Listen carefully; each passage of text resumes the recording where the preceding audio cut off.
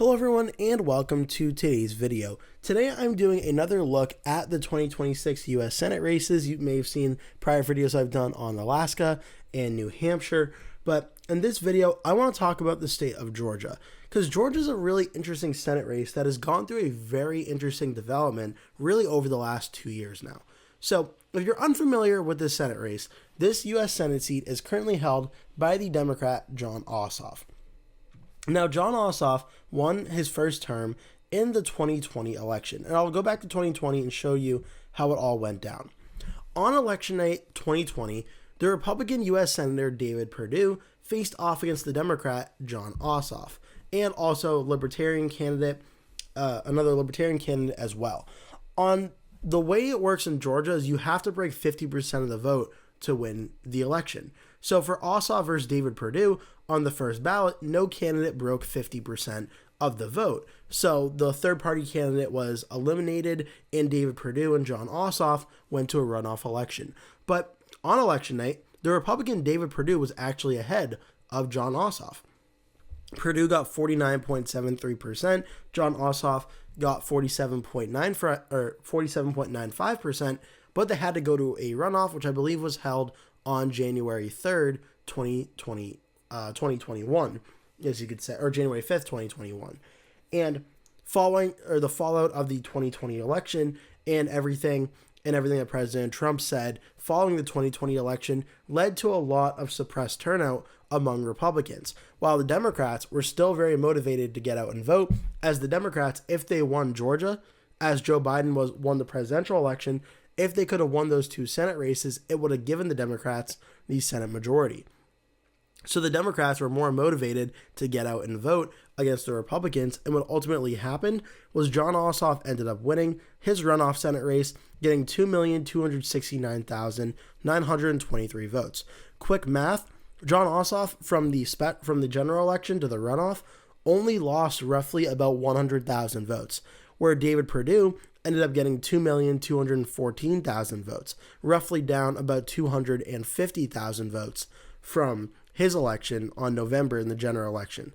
So now in 2026, Georgia automatically becomes one of the top targets for the Republicans on the 2026 Senate map. As we saw in the 2024 presidential election, Donald Trump defeated Kamala Harris here, 50.72%, Harris getting 48.53%. Now, we can also take a look at the Democratic primary. JON OSSOFF is going to win, so we don't have to worry about too much about this. But we can look at the 2024 Georgia president result here a little bit more in depth. Trump got 50.73%, Harris got 48.53%. But we can also zoom in on a very important part of the state. This is Atlanta. This is obviously one of the largest cities in Atlanta, though it's not the capital. It is one of the largest areas here. And this is also a very fast-growing area in Atlanta as well, or in Georgia as well. It did swing overall towards President Trump from 2020 to 2024, but this is an area of the state that's been swinging a lot towards the Democrats in the last 10 years or so. Atlanta, Fulton County, voting for Harris over Trump 71.8 to 27.03. Clayton County 84 to 15. We can look at Cobb County 56 to 42 for Harris over Trump. We can look at Gwinnett County 57.65 to 41.13. We can look at the swings on these areas as well and see here, it didn't, even though the rest of the country was swinging to Trump in great numbers, this area didn't swing towards Trump a whole lot. Atlanta, Fulton County swung about 1.54%. Cobb County actually swung towards Harris by about half a percentage point. Douglas County also to Harris by 6.5%. We can look at Gwinnett County. It was a 1.74% swing for Trump. This was in 2024, a year that obviously was very great for President Trump and the Republicans. So now for 2026, all talk is on about can the Republicans flip this Senate race. And ultimately, it's looking pretty tough in the moment for the Republicans, and I'm going to explain why. So the Georgia Senate race between JON OSSOFF and whichever Republican emerges at the market level currently looks like the Democrats have a very strong chance of winning it here. At 83 to 19 on the Kalshi odds, clearly a lot of odds makers think that this race is out of reach for the Republicans, even though back in March of 2025, the Republicans were actually leading in the race. And the reason being was the potential Republican candidate at the time gave the Republicans a much stronger chance. So the Georgia Republican primary right now is currently involving Republican Buddy Carter, a congressman, Derek Dooley, a former football coach, and also endorsed by Brian Kemp, John Coyne, Jonathan McCollum, and U.S. Representative Mike Collins. Now, on the market side for this primary, Mike Collins is the candidate that in the last few months or so has emerged as the clear leader. Early on, Mike Collins and Buddy Carter was essentially splitting the odds for who was the favorite, but Derek Dooley was in a distant third. Brian Kemp, the governor of Georgia, when he was considering a run in this race, was obviously the clear leader in this primary, and I'm going to show you what his candidacy may have looked like. But now, Mike Collins seems to be the overwhelming favorite on the Republican side, and is probably going to end up winning this primary. We can look at the race now a little bit more closely here. On the primary, we just covered Carter versus Collins versus Dooley, and I think there may still be some hypothetical polling of what it looked like before when Brian Kemp was considering a run. It actually does not. So it only has the Trafalgar one when Marjorie Taylor Greene was considering. It does not have the Brian Kemp one. But I know for a fact it has the general election Brian Kemp polls. So still have to wait and see the primary plays out, but Mike Collins is currently the leader and likely to be the Republican nominee. The general election is still pretty competitive, but one of the Democrats are certainly in the lead on here. Inside Elections has it as a toss-up. Both Cook Political Report and Established Crystal Ball have it as lean for the Democrats, and Race to the White House has it as likely for the Democrats. Again, I just want to show you President Trump's approval rating as the day I'm recording this video. Trump's approval rating is currently at 40.7% favorable to 56.4% unfavorable, roughly about negative 15.7% for the president right now. We could also look at the generic congressional ballot. Democrats are currently leading by 3.9% over the Republicans. Not like a 9-point lead or anything, but still, the Democrats have a sizable lead heading into the midterms. So why am I bringing all this up? Well, the midterm election environment for 2026 is not one that's shaping up to be a strong night for the Republicans. With a Democratic incumbent in Jon Ossoff, who won in 2020, which was a strong election environment for the Democrats, and he won with strong Democratic turnout, 2026 was looking like a potential opportunity for the Republicans in this race to try and win it away from the Democrats and flip a blue Senate seat red. But the election environment is already causing the Republicans a lot of issues. But the main issue in this race may not even be the election environment, it may be the candidates. The Republican candidates of Buddy Carter, Mike Collins, and Derek Dooley, respectively, to them in all fairness terms, are fine candidates. There's nothing really unique or extraordinary about them in terms of what makes them candidates in this race. For instance, the best example I can think of is Roy Cooper in North Carolina, the former governor of the state. In terms of Democratic candidates in North Carolina to run for a U.S. Senate race and give the Democrats a chance to win, there's not really anyone better in the state that I could think of. The Republicans have that in the state of Georgia, and his name is Brian Kemp.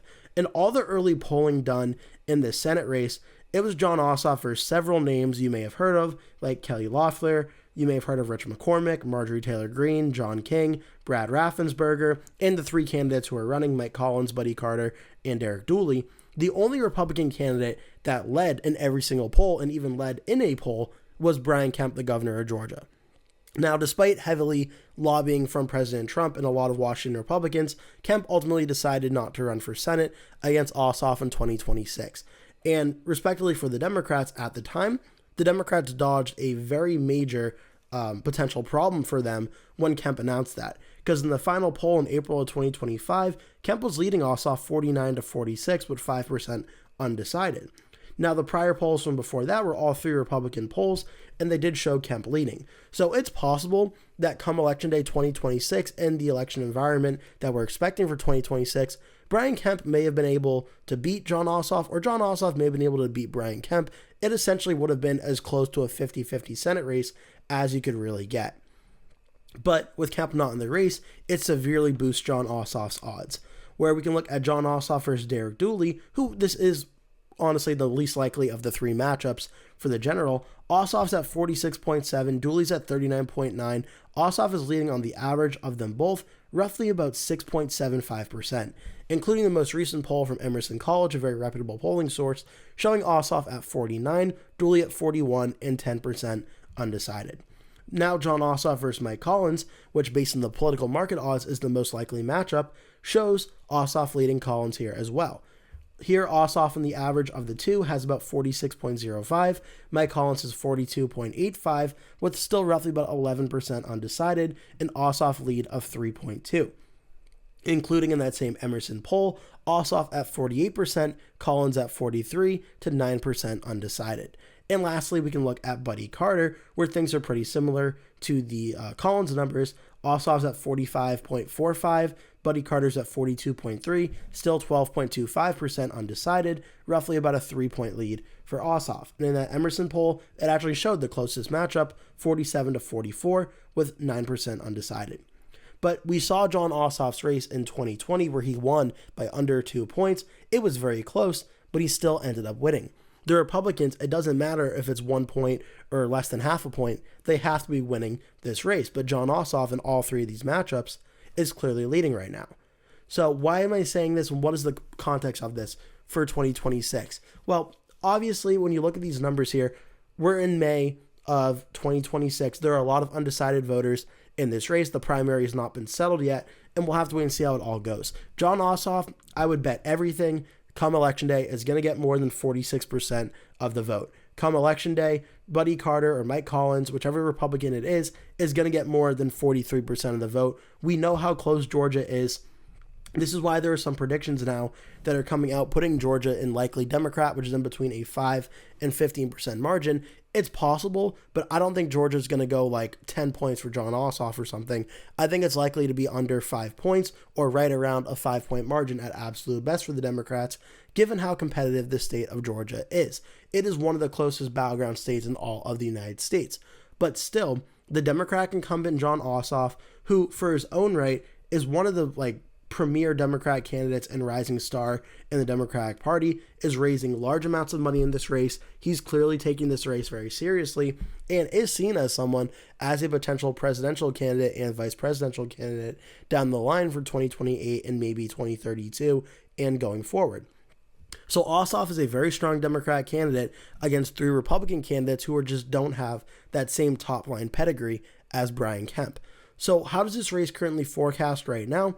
Well, Jon Ossoff is leading currently. He's not facing off against an A-plus top-tier Republican candidate like Brian Kemp, and he's facing off in a 2026 midterm election environment that is supposed to be very friendly to the Democrats, one where the president is currently down by nearly 16 points in the approval polls, and the Democrats are currently leading the Republicans on the generic House ballot by roughly about 4 points.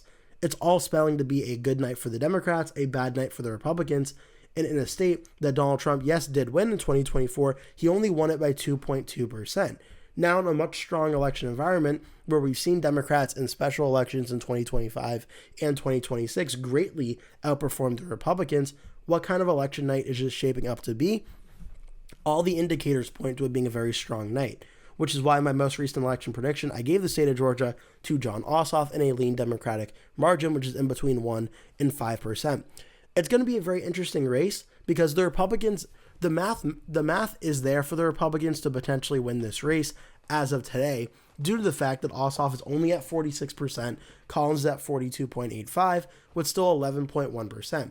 But you have to, when you're talking about these elections, you have to acknowledge defeating an incumbent U.S. Senator is very difficult. It's why it very rarely happens in each election cycle. The incumbent is usually more well-known. They certainly have a fundraising advantage, and they also have a large voter operation, usually in the state, a very impressive ground game system of volunteers, of workers that get out to pretty much every corner of the state and get people out to vote. That's why you rarely see incumbents lose. Now, in 2024, you actually did see some incumbents lose, but most of them were in places like Montana, which is a very red state, at the presidential level by roughly about 20 points. The Republican Tim Sheehy defeated the incumbent Democratic senator by about 7 points. In Ohio, which voted for the Republican president Donald Trump by about, I believe, 11 points or 13 points at the top of the ticket, Moreno only won by 3.6%. You did see some close calls in an open race in Michigan and a close race in Wisconsin where the Democratic incumbent only won by less than 1 point. The state of Nevada, the Democratic incumbent Jackie Rosen won by 1.6%, but they still all won. Now, Pennsylvania, the Republican Dave McCormick did defeat the Democrat Bob Casey in what was honestly a very shocking election result, and McCormick only did it by 0.22%.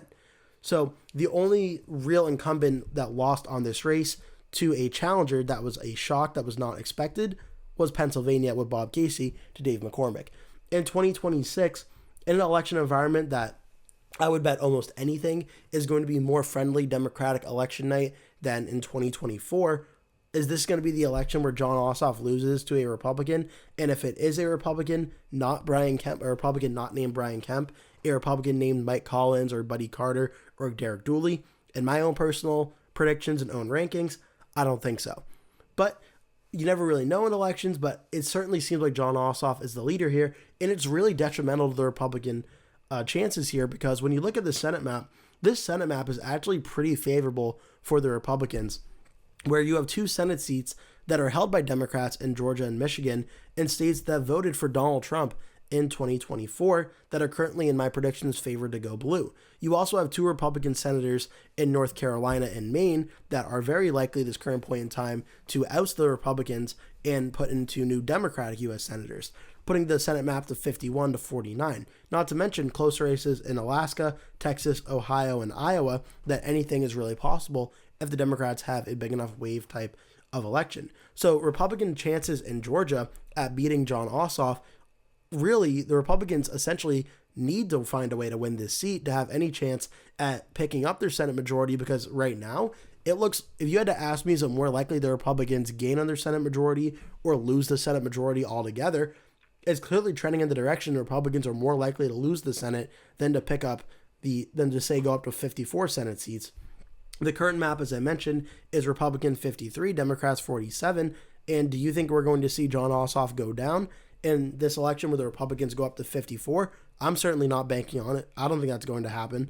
But again, that's where things stand. And as of today, Jon Ossoff is in a very strong position for re-election in a race the Republicans desperately need to win. I hope you enjoyed this video. I hope you found it interesting. Make sure to like and subscribe if you did. Leave a comment below. Tell me your thoughts on this race and what you think is going to happen, and for other U.S. Senate races you would like to see me go over. For now, thank you so much for watching. Again, please remember to hit like and subscribe, and I hope to see you in a future video.